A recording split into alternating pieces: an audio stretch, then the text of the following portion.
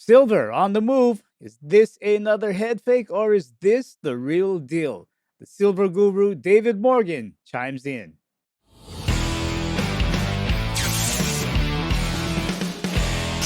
Hello again, everyone, and welcome to another edition of Silver Bullion Television, SBTV. I'm your host, Patrick Vieira, part of the outreach team of Silver Bullion here in Singapore, where we want to help you truly secure your wealth. David Morgan, the silver guru, joins us today. David is the publisher of the Morgan Report, and he's also the author of the Silver Manifesto and Second Chance: How to Make and Keep Big Money from the Coming Gold and Silver Shockwave. We're delighted to have David join us once again. It's time to saddle up and silver up for David Morgan. David, welcome back to SBTV. How are you doing? I'm doing well, Patrick. Thanks for having me back. Glad to have you back on. You are one very important man. You always are, but probably more so now than ever. Got to ask you this question about the silver price rising. What is it any different this time? And are we looking at more, let's say, head fakes, or is this the real deal? Well, I've had a couple of interviews since, the breakout, and, the breakout, by the way I analyze the market, certainly has taken place. We broke out from the overhead resistance level of roughly 35 in US dollars, Mm. and we got above that 3 days in a row on above average volume, and it's continued to climb, and it's backed off a couple of days here and there. The back offs have been very slight, pennies versus dollars. So the breakout, as far as I'm concerned, is there. And yet, even with my Morgan rule that I just outlined, it's 80% accurate. So it's not 100%. So is it Mm. possible that, silver gets under 30 again? Yeah, but the probability is very, very low. So the big question, I think, now is where do we go from here? But before I answer that, I'd like to just mention that price is what everybody looks at, and there's lots of ways to analyze markets from a technical perspective. I've learned probably all of them and forgotten probably more than half of them. But point and figure charts are one of the best. No one even knows what those are anymore. But silver's broken out from that basis, which is a very strong indicator for someone that's really technical or old school. And the other one is momentum. And I have a friend that does momentum analysis, and he's very, very good. And momentum in engineering is mass times velocity. So if you have a great big ship, that's a lot of mass.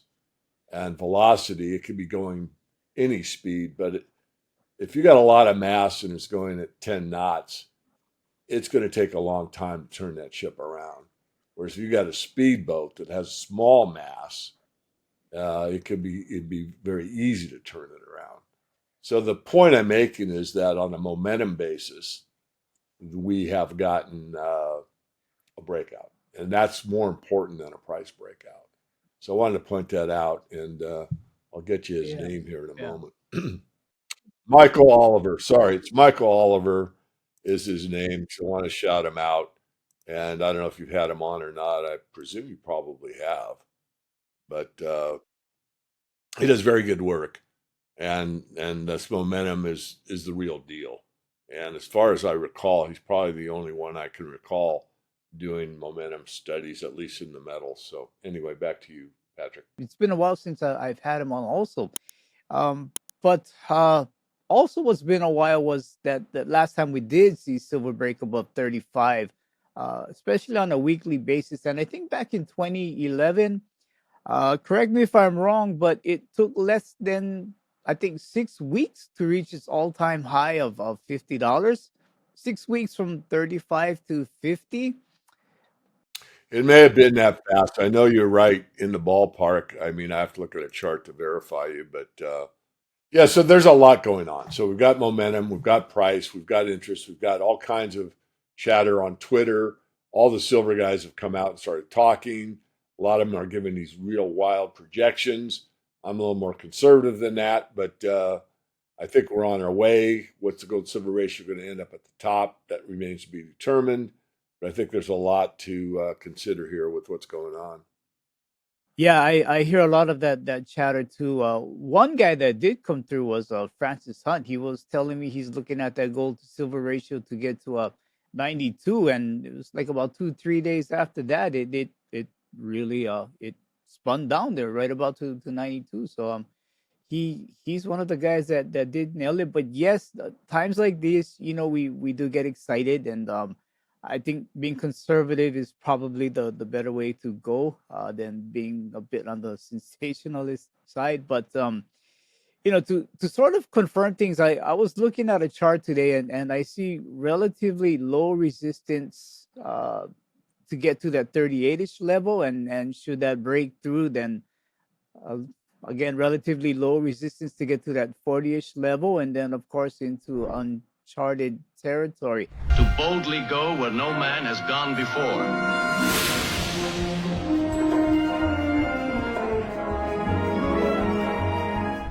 But beside the chart, David, I just want to ask you, is there anything demand wise, maybe politically, geopolitically, economically, financially, anything out there that you foresee that would stop this silver slingshot, or as you said, the momentum?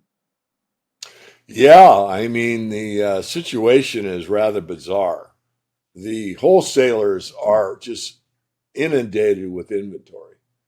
In fact, you could go to a friend of mine's website and you could buy constitutional silver, known as junk silver, in trade for 70 cents under spot. That's the price you could buy it for as a retail investor. The Wow. wholesalers are doing whatever they can to try to offload inventory because they've got to make a two-way market. And so if someone sells, make up a big number, $10 million worth of silver, some of these wholesalers don't have that much ready cash, but they have credit lines. So they borrow the 10 million, they buy back the silver, and now they've got 4% interest rate. So not only do they buy it back at maybe a discount to spot or maybe at spot, but now the clock is ticking because as like a car dealer, the longer that car's on the lot, the longer those bags of silver or silver bars or silver coins are sitting on the shelf, the more they've got to pay an interest cost to hold them. So they want to get rid of that inventory. And the retail market's dead. I mean, dead's probably not too strong a word. And yet we see the price going up and up and up. And that's to Wow. prove really that it's the derivatives market that we're watching. We're watching what the price of a paper contract is in silver or gold or platinum for that matter. And there's a huge um, push that is really killing the shorts. I mean, a lot of this rally has been short covering. And so, Yeah. where's this going to end up? And, I know how it ended in 2011. I mean, I'll tell you ahead of time. Basically, what happens is the smart money, if you want to call them that, the bullion banks, the commercials, the people that really know how these markets operate because they are operators of these markets, they will get to a point where they're caught short. And it happens very rarely. What they'll do is they will step aside and they will not basically put on any contracts. I'm using a broad brush here. It's not exactly this, Mhm. but it makes the thought process more clear. So they step aside and don't do any shorting. And so now the market's driven by the funds and the retail market. So now it'll exhaust without them in participation of it. So now the price goes higher and higher and higher, but there is no retail buying, but there's some, but very little. But the the trading funds may be buying, but eventually it'll exhaust. So they waiting for it to exhaust, and then it'll start to come down. Now, since they can print money to infinity, once that momentum starts on the downside, they'll pound it.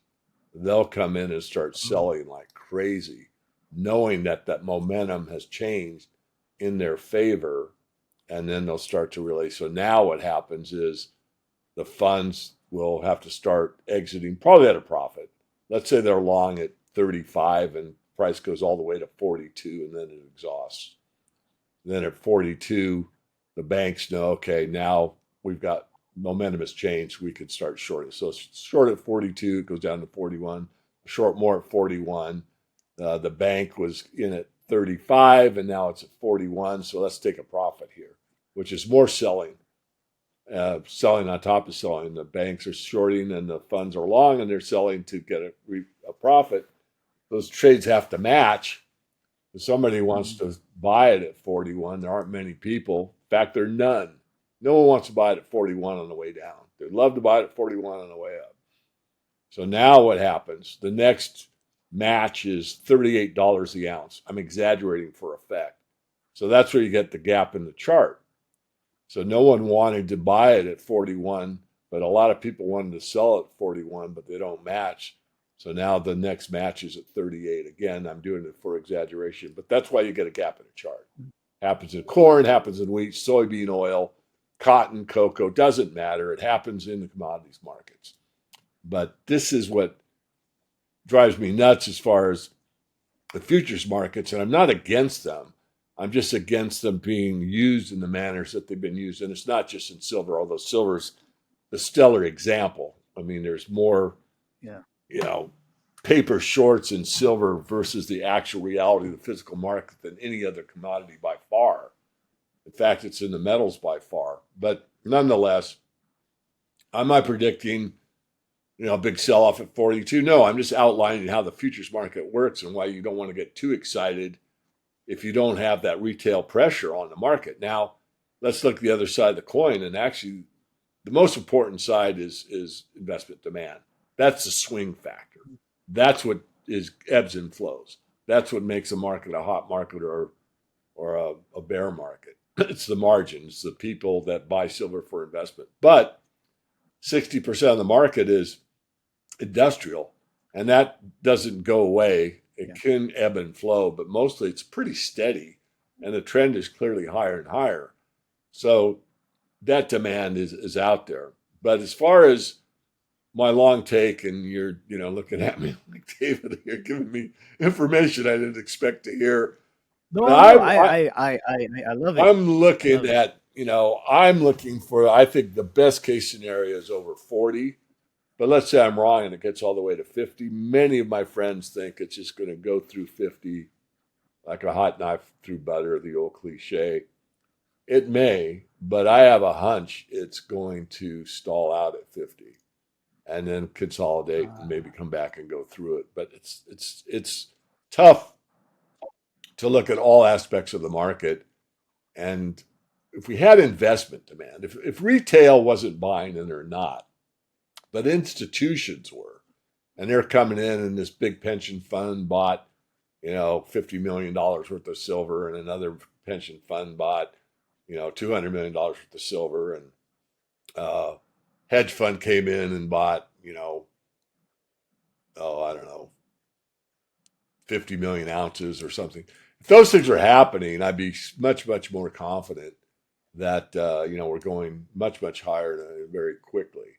But until this short paper situation is resolved, which, as I just explained, how quickly it can be resolved, I'm just going to hold my positions. I'm not going to add. I'm just going to wait and see. I mean, I really would rather give out news and tell you the institutions are coming in hand over fist like the banks have in the gold market. Silver doesn't have that luxury that it's considered to be a monetary metal by institutions. It's sort of the mavericks. It's the one-offs. It's the free market thinkers. It's the people that can think on their own or are willing to take, let's say, a higher risk for a higher reward, because that market is much smaller than the gold market. And if you really want to talk turkey, let's mention platinum. I mean, the commercials are long in platinum. Now, with the commercials long in platinum, that gives me more conviction that platinum's still going to keep running without too much resistance, at least for a while. But the commercials are not long in silver. They're very short. So anyway, I think I gave you hopefully enough to think about, Patrick. I'd love to be telling a different story, and love to be proven wrong. I always trusted David, and now he's telling me this, and that's not what happened. And it's going to go where it's going to go. I mean, maybe there's some, big, deep pockets on the other side, the trading funds that have more, what they call dry powder, meaning, funds, money, capital to put into this market and really squeeze the shorts for a long time. I doubt it. I followed these markets for 4 decades and I don't see that out there. But we do have that kind of that unknown, and that's China, with the Shanghai Futures Exchange and more physical going to China through China and being in the futures market in China. And that's a factor I won't ignore. So I'm not going to discount everything I just said. I just want to say it's a tougher market to analyze, but it's also in a spot where could I be wrong? And yeah, and what would be that factor? It'd be the unknown. It'd be what we don't really know about the Shanghai Futures Exchange and the amount of demand that they may be exerting on, let's say, the Western banking cartels or elites that are very much winning most of the time in these markets. Wow. Whew. That's a lot. There were a lot of questions running through my mind, and I'll try not to have a senior moment as well, and see if I can pull one of these things out. It's interesting because I think we have some of the banks. I think one of them was UBS. They're looking at a silver target price of $40, and then you're also saying that these things can be short lived, where we can see silver have a good bit of a run and not really last that long. So that's a possibility as well. Yeah, and let me just confirm that a bit. I mean, we could get up to, let's just be really conservative. Let's say just get 40. And then it backs off and it builds, and then it gets sold off, and the banks get to cover their shorts and they're happy and they make money on some of their trades. And let's say it settles in at, let's just say 35, the breakout point, which is not unusual. A lot of commodities, once they make a breakout, they'll retest that breakout for a very short time and then start back up. And that could happen Yeah. fairly easily, in my opinion. And so that wouldn't really hurt too many silver bulls unless they're leveraged and they're over leveraged or whatever. So we could see that. And then, UBS knows that the equilibrium price based on silver, which is not the retail market, which I talked about so much, but how many silver bars are in inventory for investment or in industry. And that count is going down because those commercial bars are being used for solar panels and all the electronics and everything else. So that's been in a deficit for 4 years. So they're looking at it from that perspective, and they're kind of ignoring what Right. the silver stackers are doing, because that's really truly the silver market. It's a paper derivative market based on 1,000-ounce bars. And they say, you know what? The equilibrium's around 40. And they would know, probably Yeah. more than me. I mean, I'm not a know-it-all. I'm a learn-it-all. I certainly know everything about the silver market. But that could be. So you could see it go up. The paper game gets played out to however it's going to play out, reestablish a base, or maybe just touch that 135 and right back up. And we get to 40. And then let's say it builds a base from 42 to 39 for months. And that's my old adage, silver will either scare you out or wear you out. You either get these huge moves up and down that scare the crap out of you, depending whether you're on the right side or the wrong side. And then it'll go sideways for so long you just get bored to tears. I just wish I never touched silver. I haven't lost any money. I bought at 35, but it's trading between 38 and 40, and it's not enough profit for me. I want it to break above 40 before I even want to think of selling. So just going over some old Yeah. territory with you, but Patrick, you and I've been together for a long time, and I only made it to Singapore once, man. That was a 24-hour flight. It's a long haul to get over there. Yeah, no, you got to come back. I'll get you in the vault and take a look at silver stacked some oh, what is it? 12 meters high. Yeah. So there's a lot of a lot of silver here. But it's interesting because one, I appreciate the conservative outlook that you have. I think it's good to have a good anchor, and not let us get too far, adrift. So I appreciate that commentary by you. Um, and it does bring back memories of when the global bug was circling around the world, and we saw silver hit a pretty good price. Wall Street silver movement, all of that started up, and but then we had or we heard these words where silver fell, it went down, and we heard the words of how silver had to be tamped Yeah, down. And right. I think that, right, that's still maybe a concern for a lot of us here. Yeah. Yeah, it's again, I mean, it's the way the game is played, and it is a paper market. It's a derivatives market. The price you see on your screen, can you go buy physical for that price? No. No, you're going to pay a premium to a dealer, even if you take it off the exchange, which is the cheapest way to buy it. You're going to get a 1,000 ounce bar. Is that really what you want? But let's say it is what you want. You're still going to have to pay for transportation. You're going to have to close out the contract. There's some fees involved. It's not going to add a lot to the price.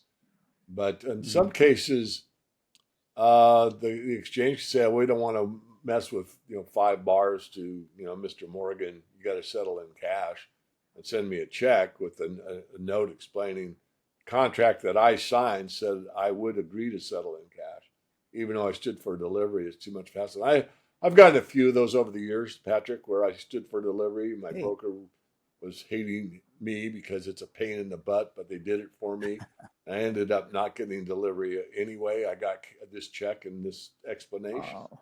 Now, I'm not saying it happens all the time, and we're talking 5,000 ounces or multiple. This guy's very wealthy, and he got 10 contracts or 50,000 ounces of silver for an individual, and they didn't get delivery. That's nothing in the realm of how much silver gets marked to different accounts every delivery month and even the non-delivery months.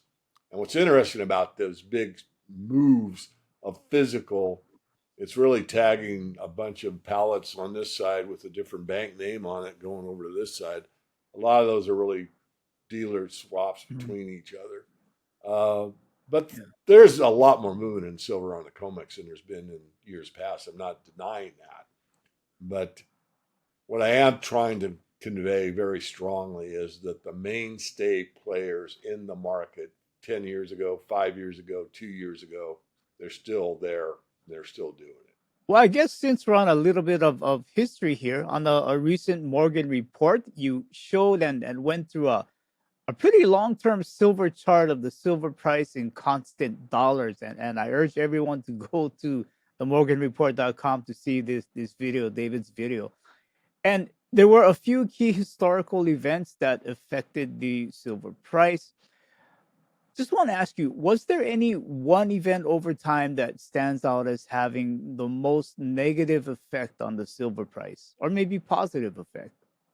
Well, I would say that, the crime of 1873, I mean, when Mhm. the Eastern establishment decided to go to a gold only standard, they had more control, and silver was demonetized officially, although really it did circulate, and the law was changed a few years later, but it really took a lot of emphasis out of silver as money to gold only as money. And that's been true from that time really forward. Of course, silver circulated as money in the United States through 1964. And no one really thought about it because there's really enough, uh, you know, because basically it was coinage and change, really. It wasn't like Yeah. people even thought of silver as a way to save for the future. It was just money of the realm. So when it changed, and Johnson basically said, silver's too valuable to be money. Wait a minute, money's supposed to be valuable, so we're going to start making Yeah. these Johnson slugs. It came in subtly. No one made a big deal about it. Some people understood what was going on. I was one of them as an 11-year-old kid, but many of the adults just blew it off, didn't understand it at all. And of course, in the 70s, a few years after that happened, 1968 was the last year you could take a silver certificate and actually get silver for it. And after that, that Oh, was closed down. But it just basically needs like a generation to not see silver as coinage and being valuable, for everybody to have a new mindset that silver is not money, it's industry only. Who cares about it? It doesn't mean anything, and all those type of ideas that have been put out for you know for a long time. And it's only other nation states like India, you're not going to give them that idea. No, they won't buy it. Yeah. they've seen the rupee, as a worthless piece of paper all the way through. So they're going to buy silver and gold. Um, Latin American countries, more not as nearly as much as India, but there are parts of the world that understand the paper game, and there's places that don't. And so Yeah. it's kind of a battle as far as what is sound money, why is it important, is it tied to freedom and liberty, does it really mean anything, or is it just a bunch of eccentric old people that are called silver and gold bugs that really aren't with the real program. And of course, as a precious metals guy, there's so much behind the story of precious metals Yeah. that has nothing to do with precious metals. It has to do with an ideology and a political system that's based on control, and that's monetary control that affects everybody on the planet. And that's the big, big picture. And that's really my focus. Although silver's certainly a passion of mine, it's a subset. But, as far as how important silver is, it's like voting with your dollars, voting with your pesos, voting with your euros. If there was enough votes that said, I want real money and not this fake stuff, we would actually have the control, because if we, the people, took all the silver off the exchanges and there wasn't anything left except bare shelves, industry's going to need it or they're going to die. And we would have the control to sell it to them at the price that we let them bid and bid and bid until we were satisfied that our silver was valuable enough in terms of fiat, in terms of oil, in terms of gold, in terms of wheat, that were willing to part with it. And that's just, a cranky old man talking about the value of any precious commodity, let alone silver, that's required for life, and that is, it could be a foodstuff. The point is that silver is being money. There's no worries about it, fading away, being eaten by boll weevils or anything. It's been money for thousands of years, just like gold. And it's such a small market. If there were enough voters out there that voted and said, I want something of value rather than what the government tells me is valuable. And that's why, all this talk around silver stalling around 40 or whatever it does, I think in the long term doesn't mean a whole lot, because if we go the eventuality that all fiat has gone, there will be a time when there will be a run to silver worldwide, Yeah. because people finally woken up to the fact that this stuff that they print doesn't have a lot of value because it can print it to infinity. And if that takes place and we're headed that direction, then we'll have a whole different discussion in a few months, probably. But for right now, I'm telling you, I call them as I see them, as you well know. And Yeah. that doesn't mean you shouldn't buy it. You certainly should, but I would be cautious if I was not in the silver market right now. It's better value than gold by far due to the gold silver ratio. I just start taking a position and buy over time. And if you dollar cost average in, if the market does pull back substantially, we're buying a lot more for the same dollar value or the same dollar price, and build up that way. I don't like seeing people chase a market, but you know Yeah. there will be a time when they will, because they'll be desperate. They won't even care hardly what the price is. All they know is that their value of their currency is depreciating at such a fast rate they'll do anything to preserve the purchasing power.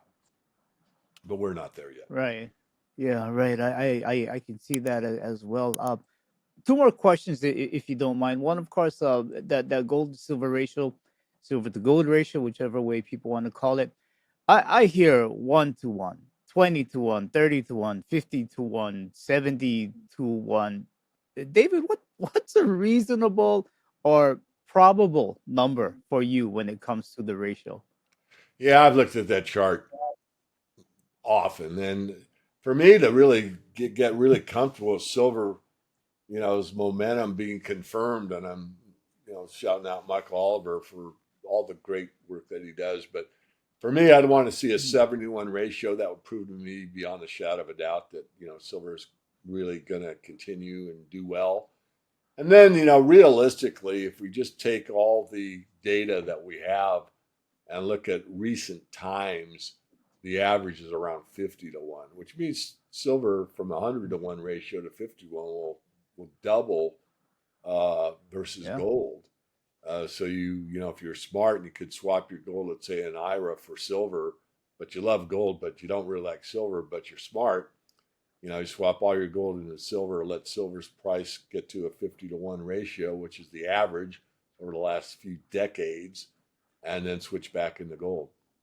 I think that the reasonable targets right now are 50 to 1 as the beginning. If we get an overshoot, which we could, then we've already seen 33 to 1. It was there temporarily, but that was the ratio we've already seen in this market. So I think that's a target. That could be the high.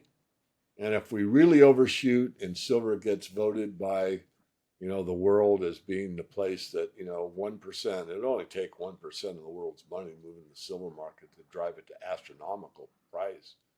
We got that, you could get the monetary ratio of 16 to 1. And if it really went ballistic, you could go beyond that. But, I like to see it step up. I mean, people talk about $100 silver, and I wrote about it in 2003. So I was out there in print. I can't take it back, nor do I wish to. But before you get there, you got to get to 50 again. And then you got to get to 50 and break it and to get above it, start trading 60 and 65, 70, 75, 80, 85, 90, 95. You got to get there. And it should have no overhead resistance, because once we get to, 55, when we're there for a matter of days or weeks, there's no one that isn't holding silver at a nominal profit, not a true profit, depending how long you held your position. But the number's a bigger number than it's ever been. And so people will hold on to see how high is high. So that will be a momentum case where the owners of silver, all the retail, not all, but most of the retail, a lot of the institutions will say silver's going higher. So that means the float is next to nothing. So any new buying pressure will take it higher. And since silver is such a small market, I mean, you could see 100, fairly easy under those conditions. The problem is, are we going to see those conditions? And the reason I bring that back full circle, Patrick, is because what I said about retail. Why are people selling silver at 35, 36? Well, there's a numerous reason. I can't take a survey of everybody that's selling their silver, but some people are burnt out. Some people need the money. Some people have given up on the silver story. Some people inherited it and they don't know what to do with it. So there's lots of reasons, and I can't go through them all, but basically we've got to look on aggregate, on balance, what the majority is doing is selling back. They're not buying, which is in a way worrisome. I agree with all three of those reasons that you just said. I've seen them, and I know there are more. But you mentioned the word control and voting and all of those things. And a few years back, someone had sent me this book. Yeah, You might know one of the authors there, I might. but I was looking at page 28. I was looking at page 28. Let me get there real quick, because when we were just talking about money and things like that, and everyone, I shouldn't say everyone, but most people know Article 1, where Article 1 Section 10, where the coins, they can use gold and silver as legal tender. They can coin silver and gold. But then there was also Section 8, where not many people talk about. Article 1 Section 8, where Congress has the right to coin money, regulate the value thereof, foreign coins, and fix the standard of weights and measures. So Congress has the power to actually do this. Why aren't they doing it? Why aren't they doing it? Sorry, you're making me laugh, because they're all bought and paid for. I mean, the whole system is based on a lie. You can print yourself wealthy.